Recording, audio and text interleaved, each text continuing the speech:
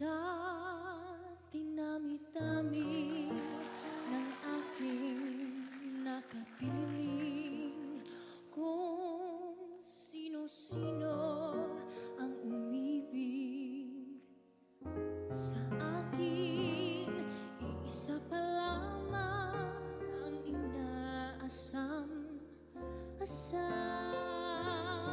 Ang nakalipas di maaring balikan.